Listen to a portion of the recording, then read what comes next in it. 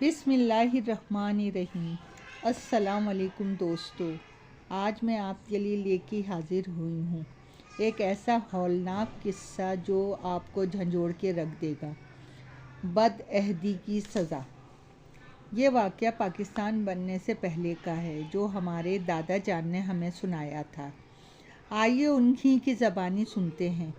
वो कहते हैं उनके एक रिश्तेदार पुरानी दिल्ली में रहते थे। उनका घर काफ़ी कदीम था। इस घर का तहखाना कुछ पुरस्रार सा था। एक रात अचानक से तहखाने से मुझे बाहर निकालो की पुरस्रार आवाज़ें आनी शुरू हो गईं। घर के अफराद ये आवाज़ सुनकर खौफ से सहम गए। शुरू में आवाज़ें आहिस्ते आहिस्ते आती थीं, लेकिन फिर इन आवाज़ों की शिद्दत में इजाफ़ा होता चला गया। घर का कोई फ़र्द दिन में भी तहखाने के करीब जाने की हिम्मत नहीं करता था।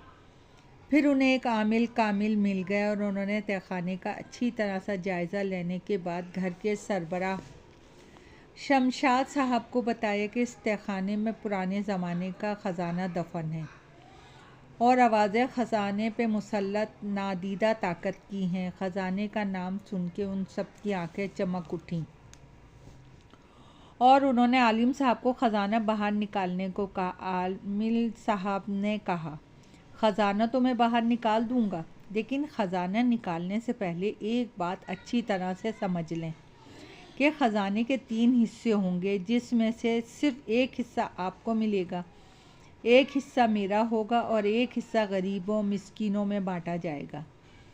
अगर आपको ये शर्त मंजूर है तो मैं ख़जाना निकाल देता हूँ। शमशाद साहब और उनके बेटों ने कहा, ठीक है, आप ख़जाना बाहर निकालें, हमें आपकी तमाम शराइत मंजूर है। इन आलिम ने एक बार फिर तंबीह की, अच्छी तरह से सोच समझ लें, अगर बदअहदी की गई तो इसके नताइज अच्छे नहीं होंगे। उन्होंने कहा, ठीक है, जो आप कहते हैं हम वो ही करेंगे, आप ख़जाना बाहर निकालें। रात के पिछले पहर इन आमिल साहब ने तहखाने में बैठ के पढ़ाई शुरू की। इस दौरान तहखाने के करीब किसी को आने की इजाज़त नहीं दी गई। आमिल साहब ने सुबह फजर की अज़ानों तक पढ़ाई जारी रखी और बड़ी जिद्दोजहद के बाद ख़जाना बाहर निकाल लिया। जौहरात, कीमती पत्थर, हीरों के हार, जेवरात, सोने चांदी की अशरफियाँ देख के सबकी निगाहें खैरा हो गईं। इतना बड़ा ख़जाना उनके तो 7 पुश्तों ने भी नहीं देखा होगा। थोड़ी देर बाद जब उनके कुछ औसान बहाल हुए तो उन्होंने आमिल साहब को कुछ अशरफियाँ और चंद हार दे के फारिग करना चाहा। आमिल साहब ने कहा, आप लोग ये क्या कर रहे हैं? मैंने पहले ही कहा था बदअहदी के नताइज संगीन हो सकते हैं। अरे भाई, इतना माल ज़िंदगी में कभी देखा भी है? चल ये ले और ये ले ले। शमशाद साहब ने ख़जाने के ढेर से कुछ और जौहरात इनकी झोली में डाल दिए। आमिल साहब ने वो तमाम जौहरात वहीं फेंके और कहा, मुझे उनमें से कुछ नहीं चाहिए। अरे क्या पगला है जो इतने कीमती ख़जाने पे ठोकर मार रहा है? शमशाद साहब ने इसे रोकना चाहा, लेकिन उसने पलट के भी नहीं देखा। आमिल साहब के जाने के कुछ देर बाद शमशाद साहब के बड़े बेटे की तबीयत अचानक ख़राब हो गई। वो उसे फ़ौरी तौर पे अस्पताल ले जाने लगे, लेकिन अस्पताल पहुंचने से पहले ही रास्ते में इसका इंतकाल हो गया। इसकी अचानक मौत से शमशाद साहब और उनके अहले खाना का सदमे से बुरा हाल था। बेटे का जनाजा अदा करने के बाद उसे दफन कर दिया गया। अभी वो कब्रिस्तान से घर वापस आ रहे थे कि रास्ते में दूसरे बेटे की तबीयत ख़राब हो गई और घर पहुंचते पहुंचते उसने भी दम तोड़ दिया। शमशाद साहब और उनके घर वाले नीम पागल से हो गए। उसके बाद आमिल साहब की तलाश में निकल खड़े हुए, लेकिन आमिल साहब का कोई सुराग ना मिला।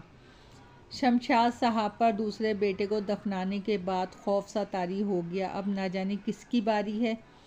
वो इन्हीं सोचों में गुम थे कि उनके तीसरे नंबर का बेटा चलते चलते ऐसा गिरा कि दोबारा उठना नसीब नहीं हुआ।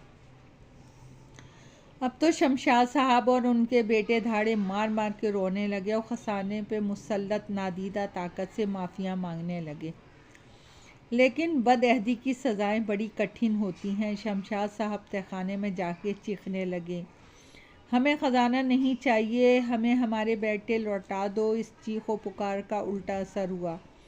उनके 3 दूसरे बेटे भी यक्के बाद दीगरे दुनिया से रुखसत हो गए। सुबह का सूरज तुलू होने से कबल उनके 7 बेटे थे, मगर मक्का में इबरत देखिए कि शाम का सूरज गुरूब होने तक 6 बेटे सुपरते खाक हो चुके थे। अब वो ख़जाने के पास लेटे अपनी आखिरी बेटे और मौत का इंतज़ार करने लगी। इसी असना में दरवाज़े पे दस्तक हुई। उन्होंने दरवाज़ा खोला और आमिल साहब को देखकर उनके पैरों पर लिपट के माफ़िया मांगने लगे। आमिल साहब ने कहा, शमशाद साहब, अब बहुत देर हो चुकी है। आमिल साहब, मुझे अपनी जान की परवाह नहीं, आप बस मेरे बेटे को बचा लें ताकि मेरे ख़ानदान का नाम तो बाकी रहे। शमशाद साहब ने गिड़गिड़ा कर कहा, अच्छा, मैं कोशिश करता हूँ ख़जाना लौट आकर तुम्हारे बेटे की जान बचा सकूँ। इसके बाद आमिल साहब तहखाने में चले गए। सारी रात पढ़ाई की आवाज़ें आती रहीं। आखिर फजर की नमाज से कबल आमिल साहब तहखाने से बाहर निकले और कहा, बड़ी मुश्किलों से तुम दोनों की जान बख्शी की गई है, मगर तुम्हें यह घर फौरी तौर पे खाली करना होगा। शमशाद साहब रोते हुए आमिल साहब के गले लग गए और बेटे के कंधे का सहारा लेते हुए घाट से बाहर निकल गए। दोस्तों, कहानी पसंद आई हो तो लाइक और सब्सक्राइब कीजिए। आपकी दुआओं की तलबगार।